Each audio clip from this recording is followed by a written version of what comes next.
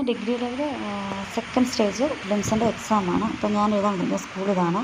അപ്പോഴാണ് ഞാൻ ഈ സ്കൂളിൽ ഒരു കാര്യം ശ്രദ്ധിച്ചത് കേട്ടോ. അതുകൊണ്ടാണ് ഞാൻ പെട്ടെന്ന് വീഡിയോ എടുത്തത്. അതുകൊണ്ട് സ്റ്റാർട്ടിങ് വീഡിയോസൊന്നുമില്ല.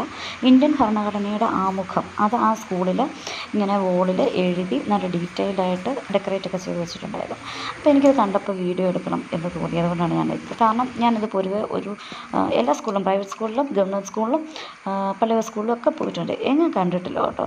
അതപ്പോൾ അങ്ങനെ എഴുതി വെച്ച് കഴിഞ്ഞപ്പോൾ എനിക്ക് നല്ല സംഭവമായിട്ട് തോന്നി. പിള്ളേരത് ആ ഒരു ഏജ് മുതൽ കണ്ട് വളരുന്നതൊക്കെ നല്ലതായിട്ട് എനിക്ക് തോന്നി.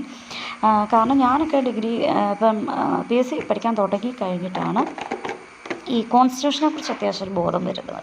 അതിന് മുമ്പ് നമ്മൾ സ്കൂളിലൊക്കെ പഠിച്ചിട്ടുണ്ടായിരുന്നെങ്കിലും നമ്മളെന്താ പറയുക, ഹിസ്റ്ററിയും സംഭവമൊക്കെ ഞാൻ ഓർക്കുന്നുണ്ടായിരുന്നു. അത് കഴിഞ്ഞിട്ടുള്ള സംഭവങ്ങളൊന്നും കോൺസ്റ്റിറ്റ്യൂഷനൊന്നും വലിയ കാര്യമായിട്ടൊന്നും ഓർക്കുന്നില്ലായിരുന്നു. അപ്പോൾ പിള്ളേർ സ്റ്റാർട്ടിങ് മുതലേ ഇതൊക്കെ അറിഞ്ഞു വരുന്നത് നല്ലതാണെന്ന് തോന്നി.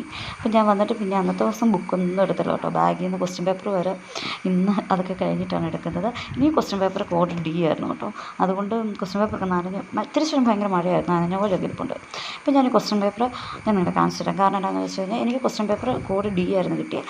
അതിനകത്ത് 38ാമത്തെ ക്വസ്റ്റ്യൻ സെയിം സംഭവം, അതായത് 38നും 39നും ക്വസ്റ്റ്യൻ പേപ്പറിൻ്റെ നമ്പർ 38 തന്നെയായിരുന്നു. എൻ്റെ ഹോളിലൊരു കുട്ടി അത് നോട്ട് ചെയ്തിട്ട് സാറിനോട് പറഞ്ഞപ്പോഴാണ് അവർ നോക്കിയത്. അവർ പിന്നെ ഞങ്ങൾ എല്ലാവരും ഒക്കെ ഉണ്ടോ എന്ന് നോക്കാൻ പറഞ്ഞ് നമ്മൾ നോക്കിയപ്പോൾ ക്ലാസ്സിൽ എല്ലാവർക്കും ഉണ്ടായിരുന്നു. അതുകൊണ്ട് ക്വസ്റ്റ്യൻ പേപ്പർ ഒന്നും മാറി തന്നൊന്നുമില്ല കേട്ടോ. 38, 39 ആക്കിയിട്ട് ചെയ്ത് വീട്ടിൽ പോന്നു.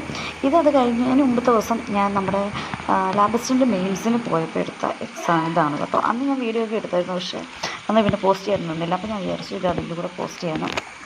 ഞങ്ങളുടെ റോഡാണ് കേട്ടോ. കുറച്ച് ഭയങ്കരമായിട്ട് വെള്ളം ഇങ്ങനെ റോഡിൽ കൂടെ ഒഴുകി നടക്കുക. അപ്പോഴത്തേനും ഞാനിങ്ങനെ തോട് പോലത്തെ സെറ്റപ്പിലൂടെ ഇങ്ങനെ നീന്തി എക്സാമിന് പോയിക്കൊണ്ടിരിക്കുകയാണ്. എനിക്ക് ചേർപ്പങ്കൽ എന്ന് പറഞ്ഞ സ്ഥലത്തിട്ടായിരുന്നു അവരുടെ എക്സാം. അതുകൊണ്ട് തന്നെ അവിടുത്തെ പള്ളി കുറച്ച് ഫേമസ് ആണ്, കുറച്ച് കാര്യങ്ങളൊന്നും അറിയില്ല.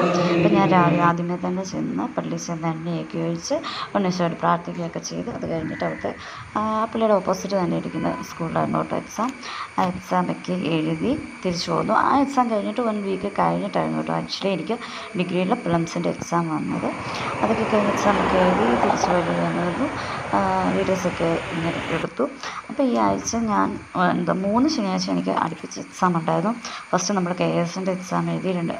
അത് രാവിലെ ഉച്ച കഴിഞ്ഞുള്ളതുകൊണ്ട് 2 ക്വസ്റ്റ്യൻ പേപ്പറുണ്ട്. അത് കഴിഞ്ഞ് മെയിൻസിൻ്റെ ലാബ് അസിസ്റ്റൻ്റ്